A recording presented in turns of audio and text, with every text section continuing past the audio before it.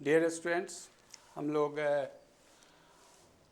Ancient history तो चल रहा है। मेरा रेगुलर जो बैच है उसमें चल ही रहा है, तो उसमें से कुछ आप लोग के लिए तो परीक्षा देते हैं, उसके लिए तो उसमें टाइप्स ऑफ मैरिज की बात करते हैं, तो वो तो पढ़ना ही है। ऐसे भी व्यवहारिक ज़िंदगी में हिंदुस्टिक लॉ के लिए मैरिज जो है सो उसमें टाइप्स ऑफ मैरिज की चर्चा हम लोग करते हैं। तो ये जब विवाह शब्द बोलते हैं, लिखा हुआ है विवाह के प्रकार,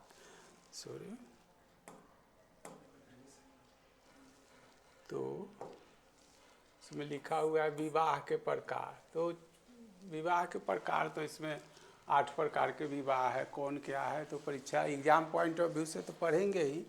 ऐसे विवाह शब्द जब हम बोलते हैं इसको तो ऐसे तो एग्जाम पॉइंट ऑफ व्यू से पढ़ना ही होता है। और ये गोत्र प्रथा जो है से लेटर वैदिक एज में आया है, उत्तर वैदिक काल में आया है, समझे। तो विवाह का प्रकार पढ़ने से पहले हम लोग थोड़ा इसको कुछ और समझ लेते हैं, तब चर्चा करते हैं। तो ये कहता है कि विवाह शब्द जो है, विवाह मैरिज, ये जो है हमारा हिंदुस्टिक लॉ का मतलब हिंदू ग्रंथ या हिंदू धर्म में मैरिज बोलते हैं। इसी को इस्लामिक लॉ में निकाह बोलता है, जबकि क्रिश्चियनिटी में इसको समझौता एग्रीमेंट है, समझ गए। तो ऐसे आप देखते हैं कि इस्लामिक लॉ में कबूल कबूल कबूल, तो एक्सेप्टेड एक्सेप्टेड, तलाक तलाक तलाक, तो हट हट जो है। एग्रीमेंट जो होता है सो कुछ काल के लिए होता है। तो वो सब पर विशेष धार्मिक चीज़ पर हमको चर्चा नहीं करना है, जो हमको एग्जाम पॉइंट ऑफ से पढ़ना है थोड़ा ऐसे व्यवहारिक ज़िंदगी में। तो as per our Hinduistic law, marriage act as a sacrament out of 16 one of them. मतलब हमारे हिंदू धर्म, या आगे हम लिखेंगे हिंदू ग्रंथ में गृह सूत्र के अनुसार, गृह सूत्र क्या है चर्चा करने जा रहे हैं। तो हमारे हिंदू धर्म या ग्रंथ के अनुसार विवाह एक प्रकार का संस्कार है, और गृह सूत्र के अनुसार 16 प्रकार के संस्कार है, उसमें यह भी एक संस्कार है, समझ रहे हैं ना। यह एक प्रकार के संस्कार है। जब तक ये अनटिल अनलेस जब ये संस्कार नहीं होता है तो लड़के लड़कियां जो होती हैं ऐसे अपवित्र, या मतलब उसको सामाजिक दृष्टिकोण से दूसरे नज़र से देखा जाता है। तो एक जो है से ये, तो यह जब तक इस संस्कार को पूरा नहीं करा लिया जाता है, चाहे होता है, तब तक वो हमारे हिंदुस्टिक लॉ के अनुसार लड़के लड़की जो है से वो अपने खुद घर में प्रवेश के लिए, चाहे उसको एक क्या कहिएगा सामाजिक सोशल नॉर्म जो है सो एक अधिकार नहीं प्राप्त होता है। एक चीज़ हो गया। तो ये कहता है कि एज पर हिंदुस्टिक लॉ, हिंदू ग्रंथ और पार्टिकुलरली गृह सूत्र के अनुसार it act as a sacrament not merely sexual gratification. यह विवाह जो है से हिंदू धर्म के लिए एक यौन संतुष्टि का साधन है, लेकिन अल्टीमेट गोल जो है सही साधन नहीं बल्कि एक प्रकार का संस्कार है। लेकिन जब इसको सोशलॉजिकल कंटेक्स्ट में देखते हैं, सामाजिक दृष्टिकोण से देखते हैं, तब विवाह act as an institution which provides legitimacy to coming offspring. मतलब अगर सोशलॉजिकल सामाजिक दृष्टिकोण से देखते हैं तो विवाह एक प्रकार का संस्था है जो एक सर्टिफिकेट देता है। सर्टिफिकेट देता है मतलब आपको जहीं तहीं घूमने का, अपने लाइफ पार्टनर के साथ घूमने का, और सबसे बड़ी चीज़ जो है इसका पॉजिटिव एस्पेक्ट या इम्पोर्टेंट एक्सपेक्ट कहें, वह आने वाले संतान को वैधता प्रदान करता है, which provide legitimacy to coming offspring. समझे। उदाहरण के लिए आप ही हम बीइंग ए टीचर, आप ही हमारे स्टूडेंट हैं, और मान लिया कि आप मैरिड है, आप लाइफ पार्टनर के साथ घूम रहे हैं, कहीं पे हम मुलाकात ही हो जाती है तो कोई दिक्कत नहीं होगा। झट से आप कहिएगा जो सर ये हमारे मिसेज है, जो हमारा कोई स्टूडेंट लड़की को कहे जो हमारे हस्बैंड, कोई दिक्कत नहीं, इसे समाज सर्टिफिकेट दे दिया है। लेकिन यही आप अनमैरिड हैं, माने दोनों के बीच में ये विवाह नहीं हुआ, आप तब दोनों घूमते हैं, तो आप ही झट से कह दीजिए देखो हट जाओ सर है, वही कह देगी सर है, तो क्या आपको है जो आप समझ सकते हैं। यही ना है कि कि समाज आपको मान्यता दे चुका, सर्टिफिकेट क्या है, वाइफ हस्बैंड है, जीवन का एक अंग है।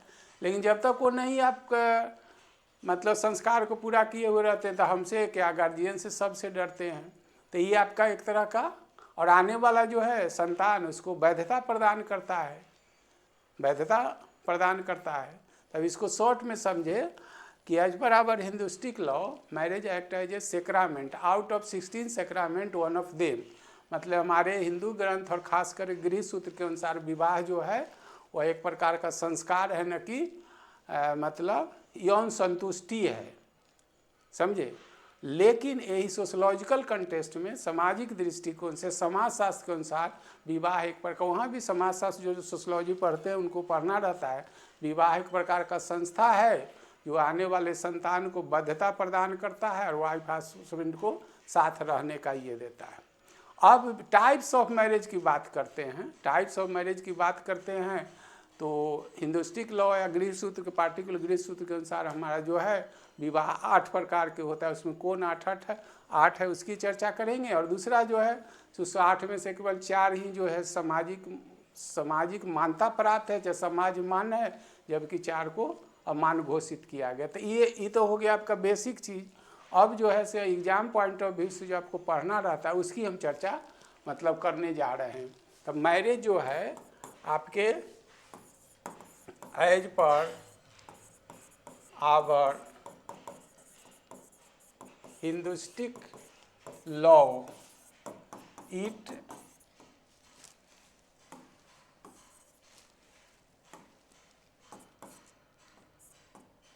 it acts as a sacraments. Sacrament means sanskar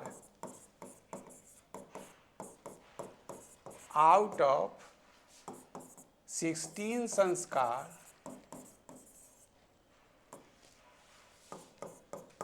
it is one of them।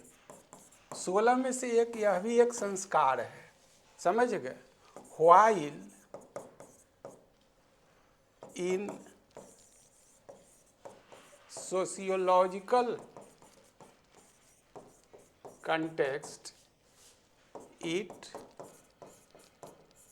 acts as an institution which provides legitimacy to coming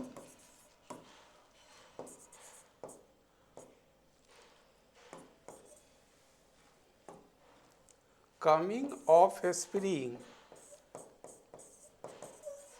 that is जिसको आप कहते हैं चाइल्ड।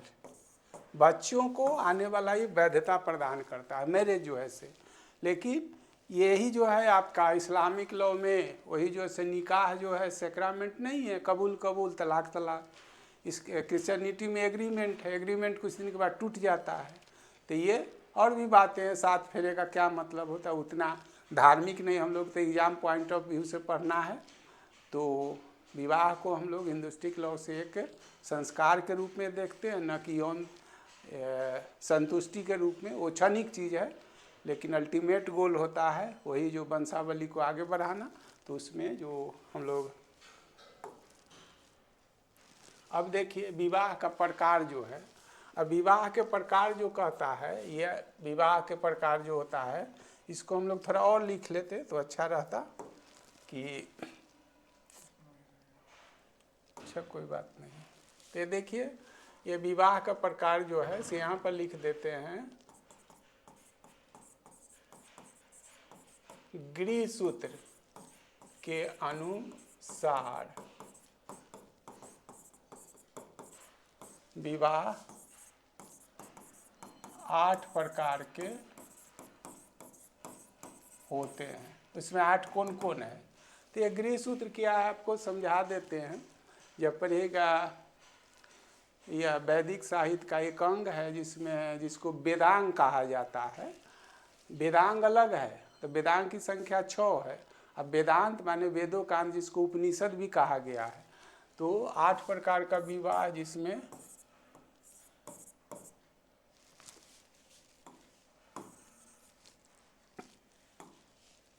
ये वेदांग, वेदांग की संख्या, ये अपने आप में क्वेश्चन है, 6 है। उसमें से एक जो है कल्प सूत्र है। कल्प का नाम सुने होंगे, कल्प सूत्र, ये सब पढ़ना है। कल्प सूत्र में क्या है, छंद है, योग है, व्याकरण है, निरुक्त है, तो वो तो पढ़ाएंगे ही। तो कल्प सूत्र जो है, जिसमें आपको कर्म कांड की बात की गई है, समझे। तो कल्प सूत्र, इस कल्प सूत्र से ही निकला है गृह सूत्र, इतना ही जानिए। तो कर्म कांड में क्या है, ये 6 वेदांग है, जिसमें कल्प सूत्र या कल्प भी एक वेदांग है। और इस कल्प सूत्र में कर्म कांड की बात की गई है। इस कर्म कांड का मतलब है जन्म है, मृत्यु है, विवाह है, उपनयन है, अंत्येष्टि है, जितने प्रकार के 16 संस्कार है। वो गृह सूत्र के अनुसार भी 16 संस्कार है। और गृह सूत्र के अनुसार जो है से विवाह 8 प्रकार के होते हैं। उसमें से 4 जो है से हमारे भारतीय समाज में मान्य है, सामाजिक मान्यता है, और 4 जो है से जिसकी मान्यता नहीं है। तो कौन कौन है उसकी हम चर्चा करने जा रहे हैं। तो 8 प्रकार के विवाह जो है से उसमें सबसे 1 नंबर पर दिया गया है ब्रह्म विवाह। तो ये सब यहाँ पर हम लिख देते हैं, ये सर्वोत्कृष्ट माने सबसे उत्तम, परीक्षा के लिए अब हो गया, सबसे उत्तम प्रकार का विवाह है, समझे, ब्रह्म विवाह। तो इसमें होता क्या है कि कन्या के पिता वेदों के ज्ञाता, अब कितना वेद जानते हैं, कितना सिलवान है, यहाँ ये पैरामीटर नहीं है, समझ रहे हैं ना, कितना सिलवान है। हमसे पूछिएगा तो कुछ नहीं, खूब ड्रिंक कर रहे हैं, शराब पी रहे हैं, नशा खा रहे हैं, नौकरी हो गया, तो कन्या का पिता सबसे ज़्यादा सिलवान आप ही को मानेगा। तो ये जो है से अभी हमारा संस्कार नहीं देखा जाता, इसको देखा जाता है। अगर हमसे पूछे, हमसे क्या, सच यही है, विवाह जो है से 2 व्यक्तियों इंडिविजुअल का मिलन है, 2 दिलों का मिलन है। लेकिन अभी 2 दिलों का मिलन नहीं है, 2 परिवार का मिलन होता है, 2 इकोनॉमिक स्टेटस का मिलन होता है, समझ गए ना। आप कुछ भी हैं, लफंगा है, कुछ है, नौकरी हो गया, पैसा हो गया, सबसे सिलवान विद्वान में गिनती हो जाएंगे। दिल मिले तो विवाह जो है 2 दिलों का मिलन है। लेकिन क्या मिलता है सो इससे तो आप लोग ऐसा थोड़ी से बच्चा समझते हैं। तो कहता है जो वेदों की आता सिलवान वर्ग को चयन करता है, चयन मतलब परीक्षा नहीं ले, एक तरह का परीक्षा है, ये करो वो करो ये करो, अपने घर बुलाता है तथा उसकी पूजा भी करता है, वस्त्राभूषण भी देता है, तब सुसज्जित कन्या को प्रदान, इसीलिए सत्पुरुष कहा जाता है। उस दिन तक तो पूजा करता है, बाद में क्या होता है वो व्यवहारिक जिंदगी में आप देखते हैं, समझते हैं, उस पर कोई ज़्यादा टीका टिप्पणी हमको नहीं करना है। लेकिन सबसे सत्कृष्ट यही माने। दूसरा है जो यज्ञ के पुरोहितों के साथ कन्या का विवाह। तो इसमें परीक्षा परीक्षा की बात हो रही है, परीक्षा की बात हो रही है। तो ये मुख्यतः जो होता है पुरोहित मीन्स ब्राह्मण में प्रचलित है। तो ये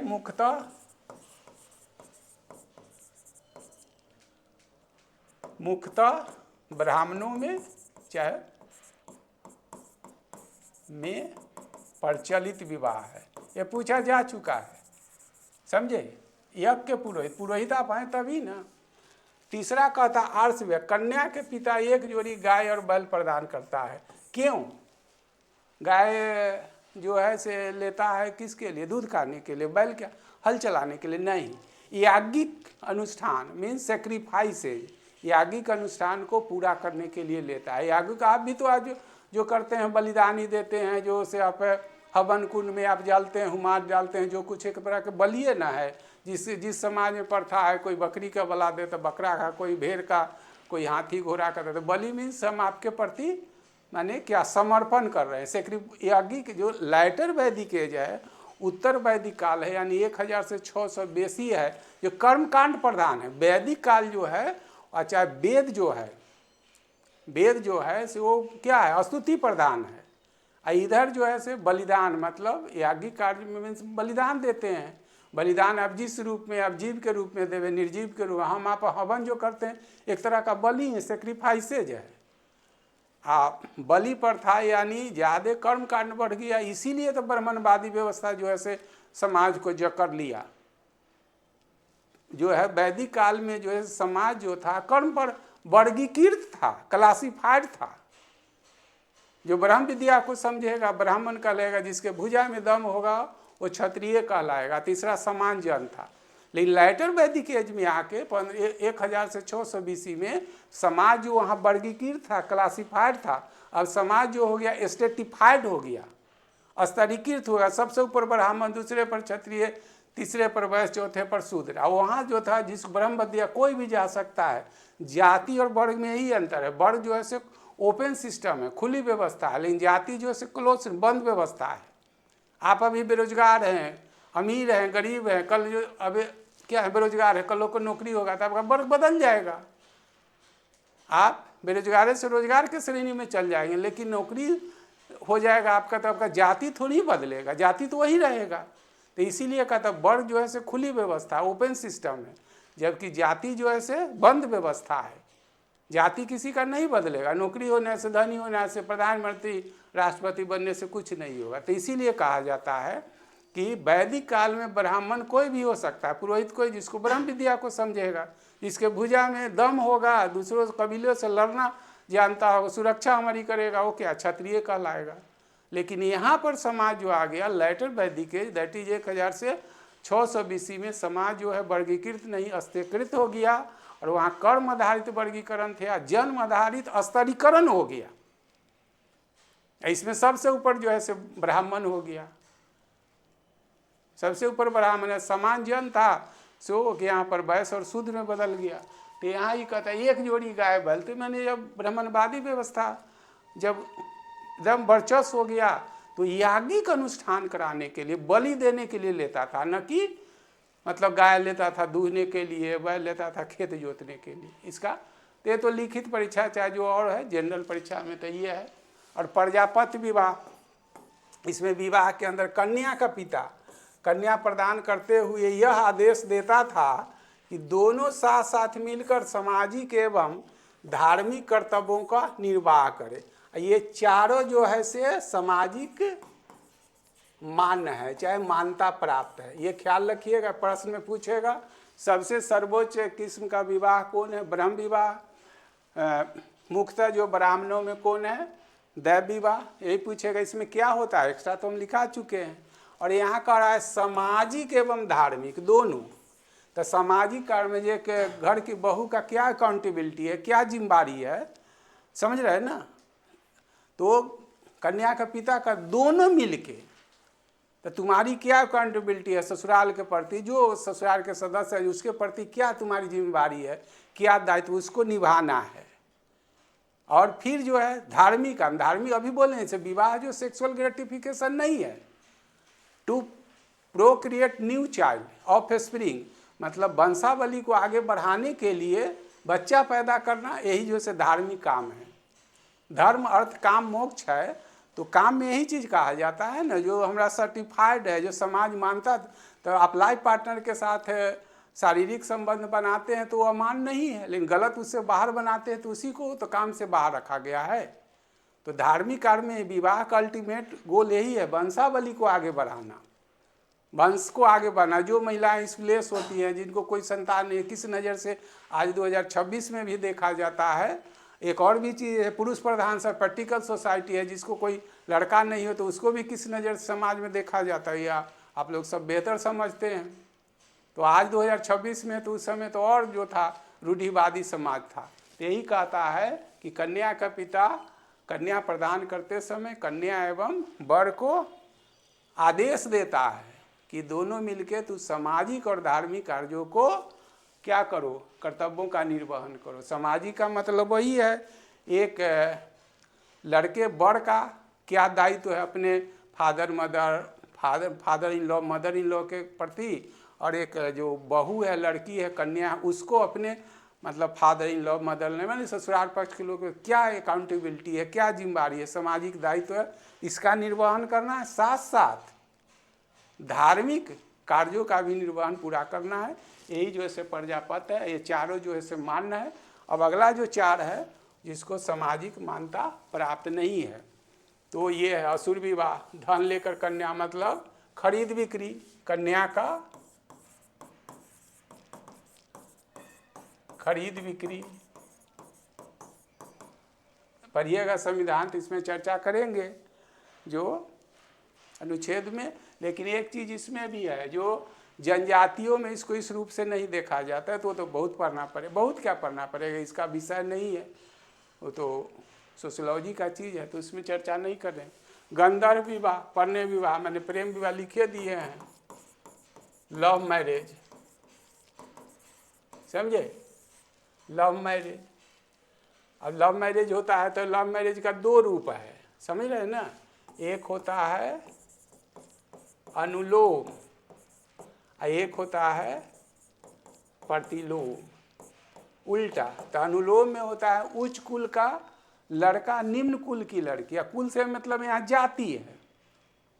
जैसे उदाहरण के लिए मान लीजिए जो हमारी अभी जातियाँ हैं, तो क्या होगा, ब्राह्मण लड़का हो, अगर क्षत्रिय हो, वैश्य हो, शूद्र हो, तो क्या होगा, अनुलोम कहलाएगा। उल्टा कर लीजिए, लड़की ब्राह्मण हो और लड़का जो है से किसी का हो, क्षत्रिय हो, वैश्य हो, कुछ हो, तो उसको प्रतिलोम।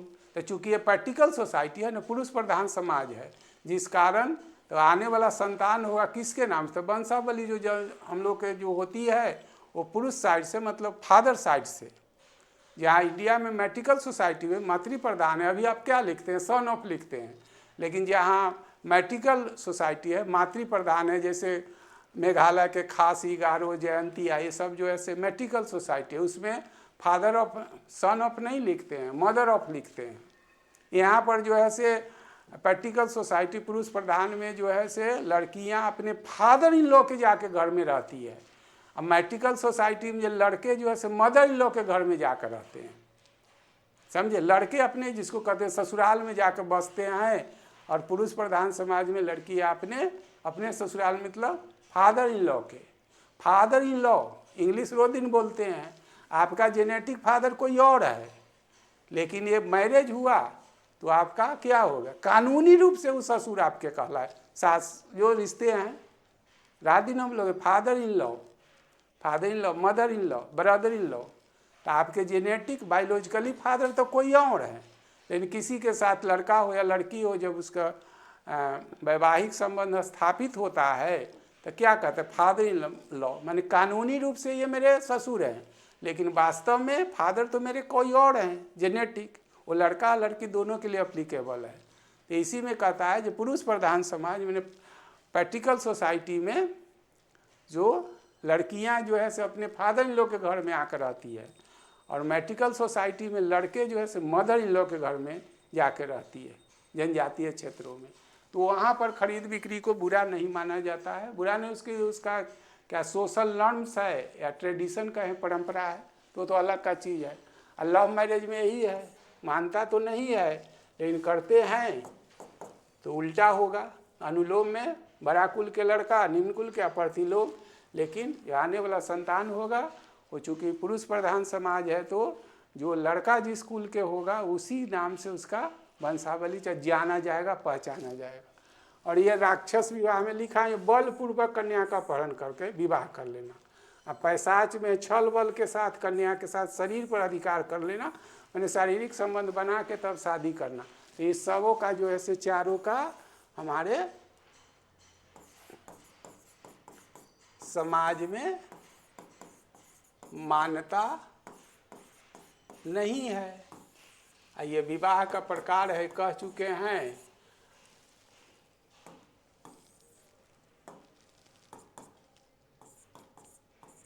गृह सूत्र किसका हिस्सा है, कल्प सूत्र का।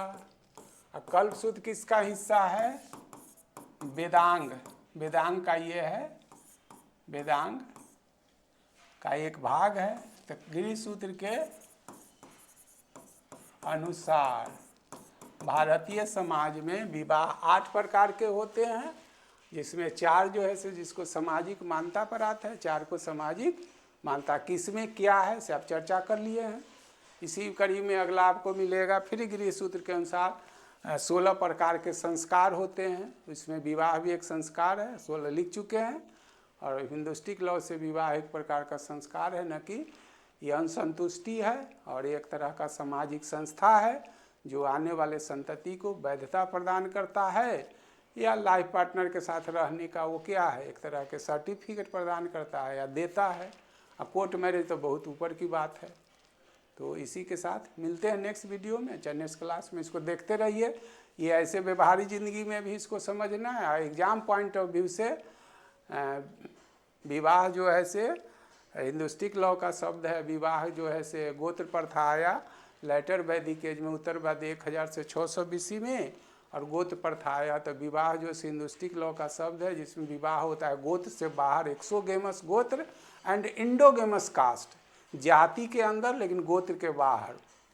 और गोत्र प्रथा की उत्पत्ति उत्तर वैदिक काल में आरंभ हुई है। एक गोत्र के अंतर्गत आने वाले लड़के लड़की जो होते हैं वो भाई बहन के रूप में इंटरटेन कंसीडर किए जाते हैं, और भाई बहन के बीच में शादी नहीं होता है, तो इसीलिए गोत्र मिलाया जाता है, समझे। तो जाति के अंदर गोत्र से बाहर, ऐसा उत्तर वैदिक काल का देन है। इसी में संस्कार जो आता है उत्तर वैदिक, नेक्स्ट क्लास में हम लोग 16 प्रकार के संस्कार मिलेंगे। इसमें कौन कौन है, जिसमें विवाह भी एक संस्कार है, उपनयन भी एक संस्कार है जिसको जनेऊ बोलते हैं, और जो उपनयन संस्कार जो होता था द्विज में होता था जिसको ब्राह्मण क्षत्रिय वैश्य कहते हैं, और शूद्र में उपनयन जो होता है वो शादी के काल में होता है। उत्तर वैदिक काल में महिलाओं को उपनयन लड़कियों को उपनयन संस्कार से वंचित कर दिया गया, लेकिन वैदिक काल में 1500 से 1000 BC में लड़कियां भी उपनयन संस्कार, लड़कियों का भी उपनयन संस्कार होता था। लेकिन लेटर वैदिक काल में क्या हो गया, शूद्र को वंचित कर दिया, साथ साथ वैदिक काल के लड़कियां को भी वंचित कर दिया, क्योंकि ब्राह्मणवादी व्यवस्था जकड़ लिया, कर्मकांड बढ़ गया। इसीलिए तो ब्राह्मणवादी व्यवस्था के ज़्यादा प्रभाव समाज में व्याप्त होने से सोशल इविल, सामाजिक कुरीति हो, इसी के लिए ब्राह्मणवादी व्यवस्था के विरोध में ही अनेक धार्मिक आंदोलन हुए, जिसमें सबसे ज़्यादा सफल बौद्ध और जैन इसलिए हुए कि ब्राह्मणवादी व्यवस्था से टकराव लेने के लिए, या क्या कहें मुकाबला करने के लिए उस समकालीन इंडियन सामाजिक भारतीय समाज में कौन थे, क्षत्रिय थे। और सफल इसीलिए कि बौद्ध या बुद्ध धर्म के संस्थापक सिद्धार्थ और महावीर दोनों क्षत्रिय कुल के थे।